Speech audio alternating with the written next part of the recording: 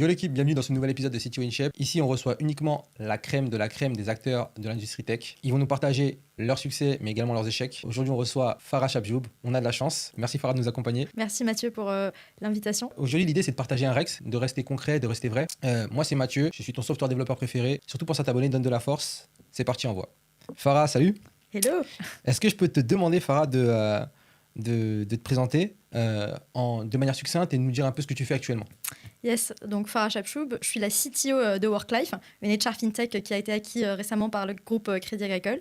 Et je suis également conférencière et speaker à l'échelle internationale avec une newsletter qui s'appelle Build Quality. Et je suis également la cofondatrice de Women of Influence, une association qui vise à avoir plus de femmes exécutives au sein des boards.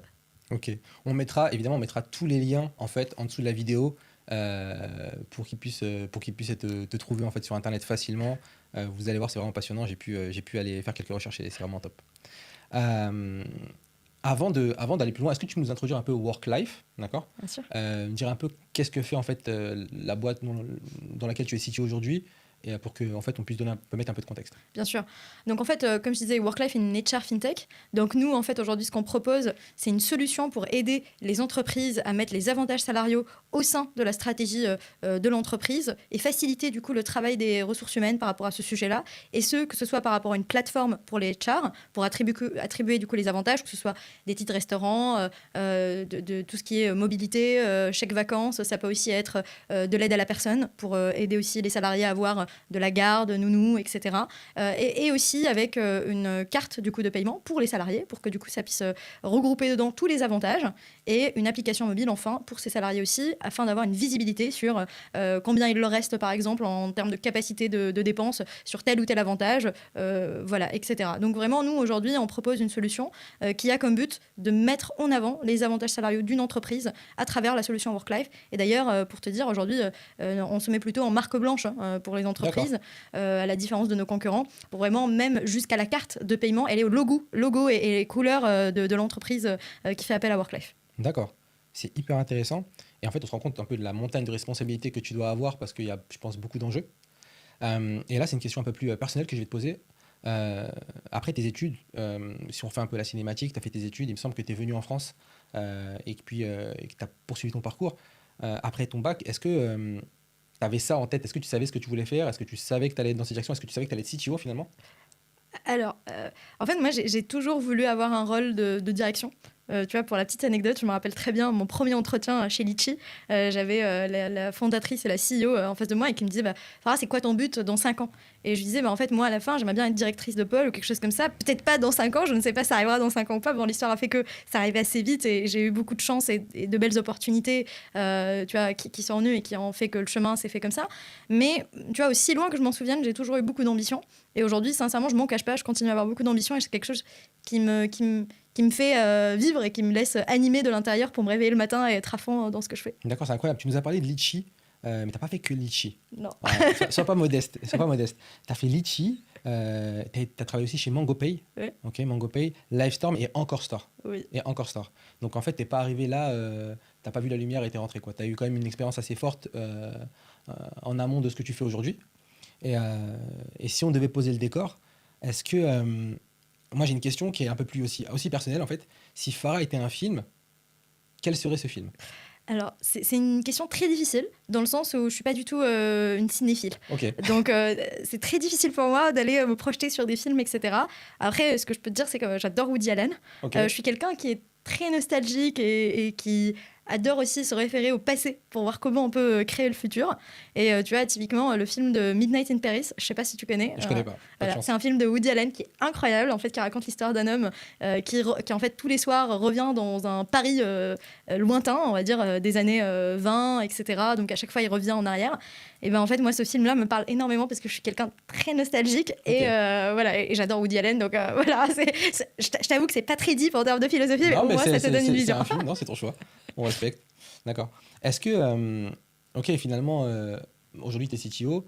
Et moi, il y a une question que je me pose, et je pense que beaucoup de personnes se posent ces questions-là.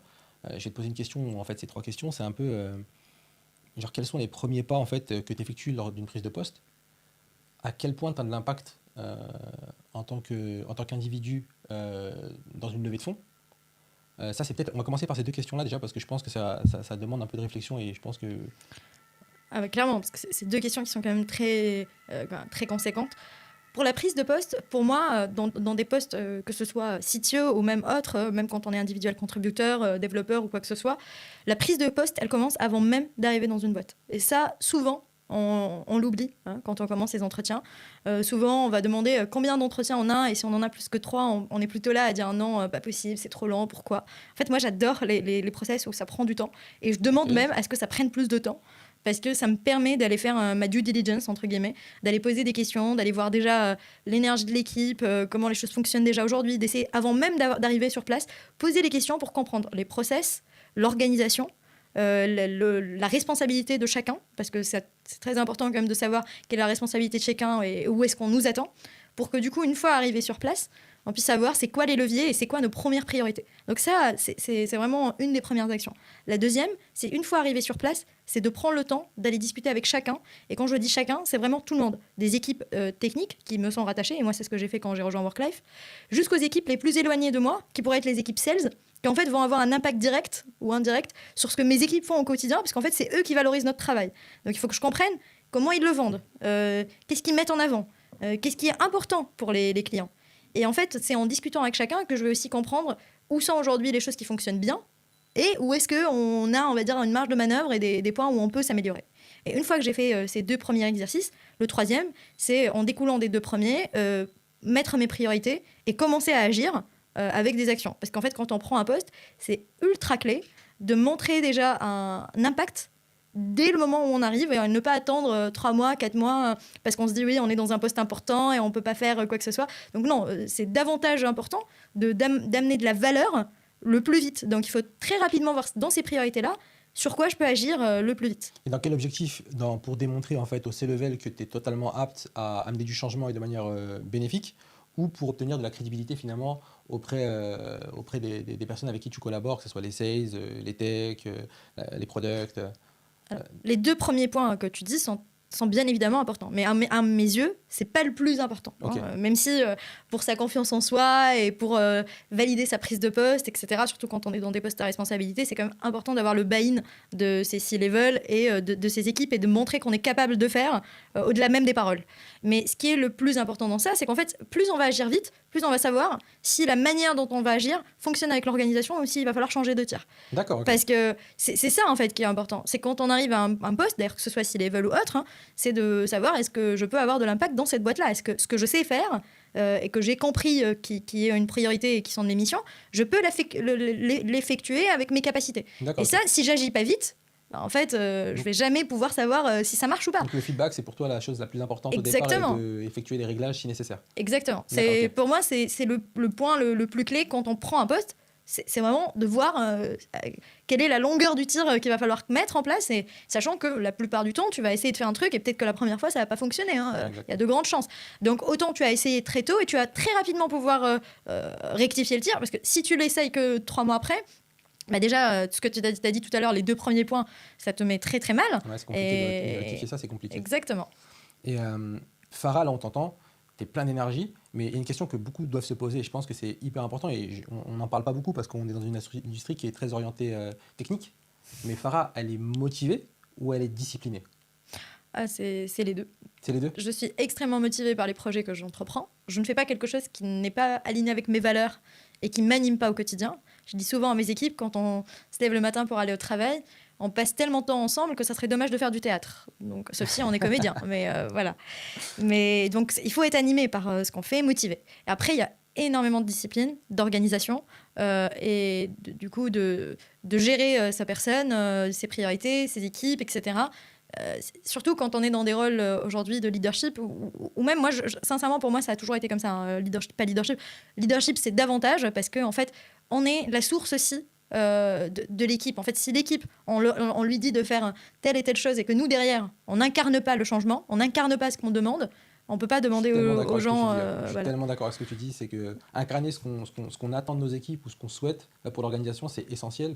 Je trouve que c'est tellement important et je pense que ça se perd énormément. Exactement. Et tu vois, pour être concret aussi avec nos auditeurs et nos auditrices, parce que moi j'aime bien aussi, tu vois, un truc super simple sur le fait d'être super rigoureux. Bah, quand je fais des réunions pour mes équipes, je vais jamais aller mettre une réunion sans un ordre du jour ou sans avoir recordé la réunion et avoir un compte rendu de la réunion. Par exemple, c'est un truc super simple pourtant. Et combien on a vu des réunions qui sont comme ça, qui viennent à l'arrache, qui sont même pas avec du contenu, tu sais même pas pourquoi tu es invité. Moi, aujourd'hui, je demande même à mes équipes, si vous n'avez pas une réunion qui est claire, n'y allez pas. Et vous avez le droit de dire, j'y vais pas, parce que je sais pas pourquoi on m'a invité. Et donc, du coup, ça sert à rien d'y aller. Donc, moi-même, je dis à mes équipes, si moi-même, je vous envoie une réunion à la dernière minute, il n'y a pas de purpose, ne venez pas. Vous avez le droit. Et je vais te parler d'un sujet parce que tu as évoqué tout à l'heure le leadership, mais j'aimerais qu'on passe rapidement dessus parce que j'ai pas envie que ça soit un sujet. J'ai plus envie que ça soit un sujet, en fait, concrètement. Quand tu me parles de leadership, aujourd'hui, tu es une femme.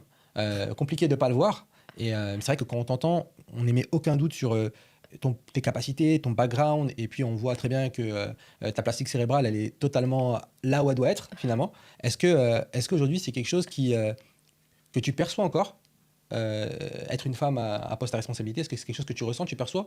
Ou aujourd'hui, tu as tellement occulté ça et ça a tellement été validé, accepté, normalisé, j'ai envie de te dire, dans les équipes avec lesquelles tu arrives, parce que peut-être qu'à un certain niveau, tu deals avec des personnes peut-être plus intelligentes, et ils se disent, écoute, go, on lui fait confiance, elle a fait le job, quoi.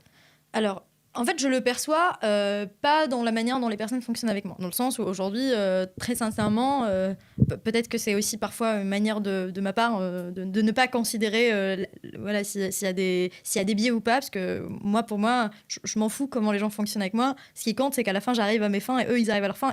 Voilà, le paraître, le comment... c'est un peu anecdotique. Voilà. Okay. Donc aujourd'hui, je ne perçois pas de différence là-dessus. Et en tout cas, c'est pas parce que je suis une femme que je pense qu'on va me traiter de tel ou tel. Quoi. Même si c'est le cas, en tout cas, je le vois pas ou je fais totalement abstraction. Par contre, bien évidemment qu'au quotidien, je vois ma différence en tant que femme. Et je le vois plutôt d'ailleurs très positivement. Parce qu'en fait, je vois tout ce que je peux amener sur la table que mes pairs hommes ne peuvent pas amener. Et inversement d'ailleurs. Hein, ce qu'eux, ils peuvent amener sur la table que moi, peut-être, je n'arrive pas à avoir. Et du coup, je me dis comment on peut se compléter. Et tu vois, un truc super... concret sur le sujet, je sais que par exemple en tant que femme, je vais avoir plus d'empathie. Je vais accorder plus d'importance à la communication, à comment gérer les équipes, leur engagement, etc. Ça c'est des choses qui sont clés et que pour moi, c'est dans mes valeurs et peut-être parce que je suis une femme et que tu vois, il y a un peu cette partie matriarcale chez nous, les femmes, que du coup, tu vas faire attention de comment ton équipe va percevoir ça, comment ça va pas gêner tel ou tel. Et donc, je sais que quand je travaille avec des hommes qui vont avoir moins la capacité de ramener de la rondeur, on va dire, dans les messages, etc. Je vais faire attention et je vais essayer de leur passer des messages. Et inversement, j'apprends aussi beaucoup d'eux. Donc, tu vois, je peux pas dire aujourd'hui qu'être femme, ça n'a rien à voir et c'est totalement quelque chose qui est pas visible dans mon travail ou dans mon quotidien. Mais par contre, c'est quelque chose que j'essaye tous les jours de voir qu'est-ce que je peux apprendre de l'autre que je n'ai pas, femme ou homme d'ailleurs, et qu'est-ce que en tant que femme et Farah, je peux apporter qui est différent et qui va faire en sorte qu'on peut grandir ensemble en tant qu'organisation. D'accord, ok, super intéressant.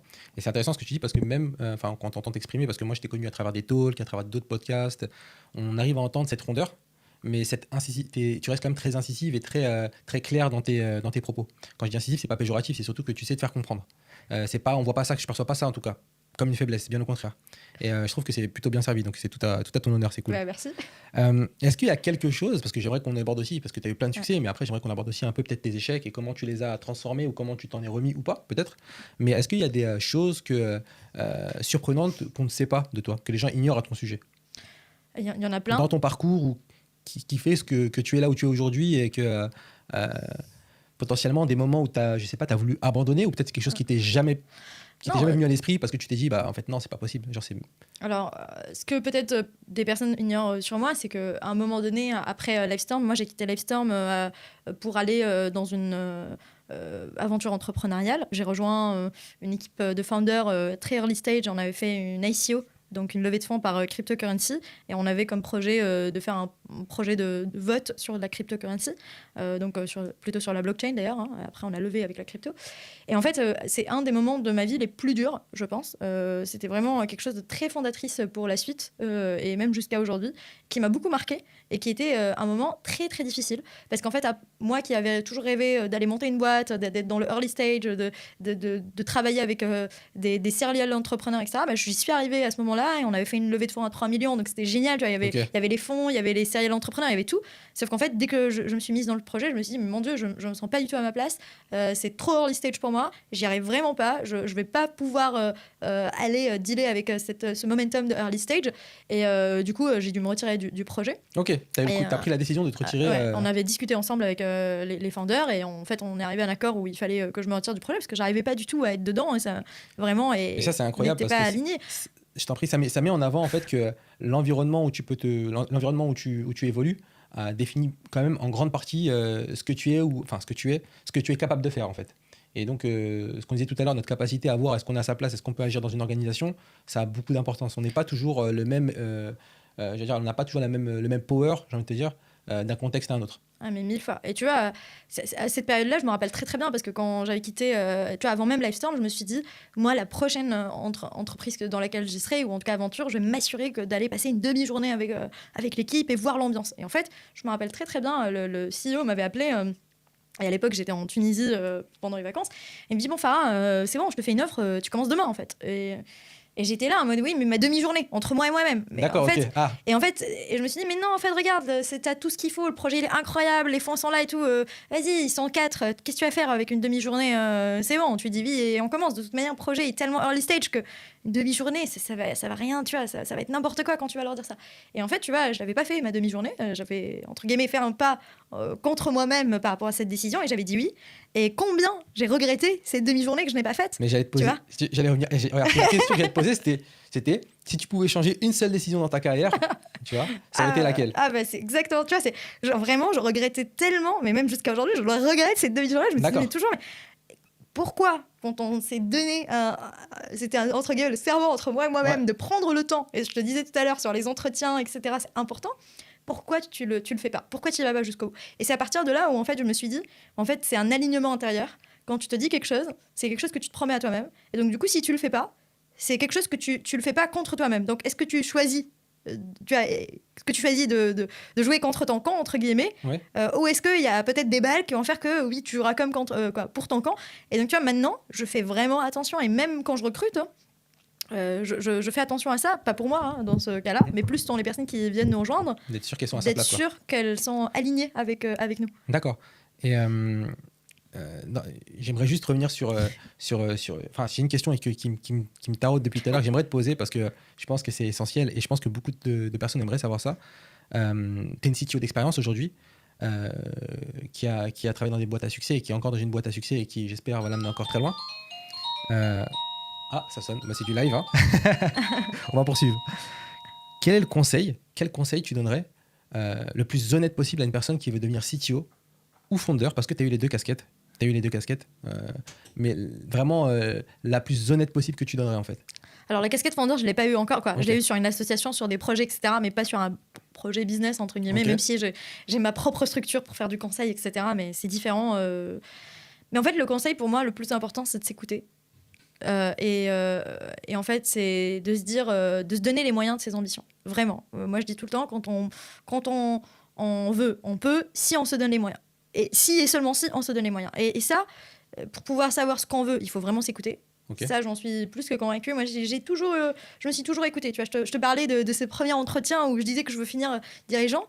Je pense parce que je me suis écoutée et que j'ai creusé entre moi et moi-même, au fin fond de moi-même, pour savoir qu'est-ce que je veux à la fin. Pourquoi parce qu'on ne veut pas juste être dirigeant ou on veut être CTO, parce que voilà, on veut du pouvoir, machin, mais c'est pas ça qui est réellement important. Ça, c'est important de le souligner, et ça, c'est vrai qu'on peut entendre, on peut avoir cette impression-là qu'on veut être CTO pour le pouvoir ou être founder pour le pouvoir, mais enfin, vous le verrez à travers les différentes séries que c'est quelque chose qui ne revient jamais.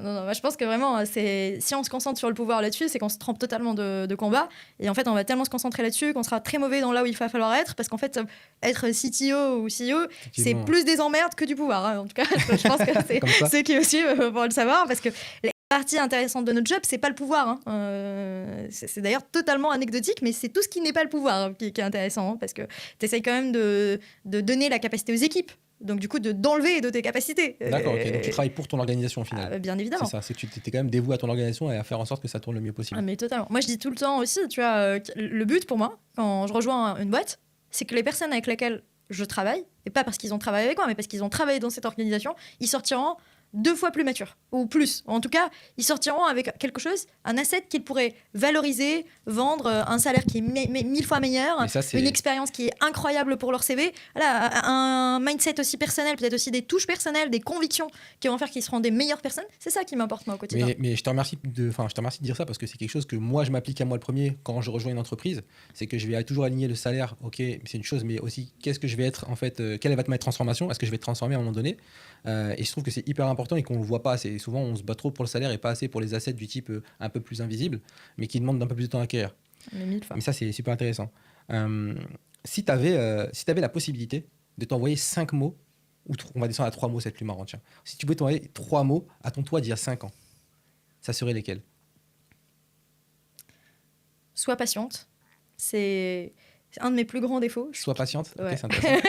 Je suis quelqu'un de très impatient. On ne le dirait pas quand on le voit parce qu'on se dit qu'il faut quand même une certaine patience, une certaine capacité d'abnégation quand même pour pouvoir traverser en fait, les aventures que tu as traversées pour arriver là où tu en es. Parce qu'on se dit toujours que le parcours de CTO il est jamais plat et toujours jonché de problématiques. Comme tu as dit tout à l'heure, c'est un poste où tu cumules, faut le dire, plus d'emmerdes que d'argent, contrairement à ce qu'on peut croire. Il faut vraiment être passionné finalement. Ah ouais, totalement. Donc être patiente. Donc être patiente, le premier. Le deuxième, ça serait s'écouter.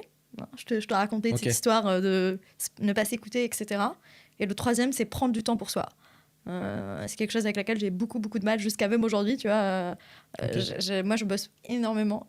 J'ai beaucoup de mal à me déconnecter. Mais alors, est-ce que tu peux me dire comment ça se matérialise, ce que tu dis quand tu dis prendre du temps pour toi, comment tu vis? Est-ce que tu vis ça comme un fardeau d'ouvrir ta machine ou de devoir travailler à un moment donné sur des tâches qui relèvent de ton job, ou tu prends ça comme ok, j'aime bien ce que je fais et je prends un vrai plaisir à faire ce que je fais c'est plutôt le deuxième point, tu vois. Voilà. Aujourd'hui c'est tellement quelque chose que j'adore, que j'arrête jamais, qu'en fait du coup je m'oublie, tu vois, c'est vraiment comme une drogue. J'en parlais d'ailleurs avec quelqu'un duquel je suis très proche la semaine dernière, et je disais mais c'est incroyable, vraiment le travail pour moi c'est comme une drogue.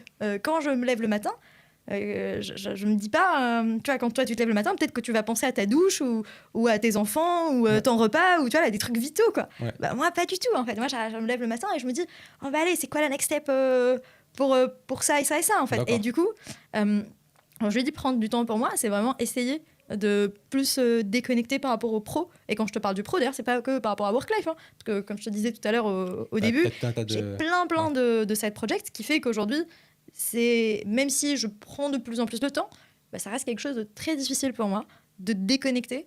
Je sais quasiment pas faire quoi. Je me retrouve tellement dans ce que tu dis que des fois et souvent que on dit le mot travail parce que le mot travail en France il est très péjoratif. Ouais. Il est très péjoratif et en fait on se dit bah finalement non, on travaille pas, on est en train de kiffer. En fait on est en train de kiffer et tu sais on a notre dose de dopamine à chaque petite réussite et c'est un flux constant qu'on a à travers toutes les actions qu'on veut faire et finalement ça fait partie de notre vie. Et des fois quand tu vas prendre une petite pause, tu te dis ah je suis à l'arrêt là. Et t'es là et tu deviens hyper sensible au temps qui passe parce que tu te dis ça fait combien de temps que je suis à l'arrêt, ça fait 1 heure, mais en 1 heure qu'est-ce que j'aurais pu faire?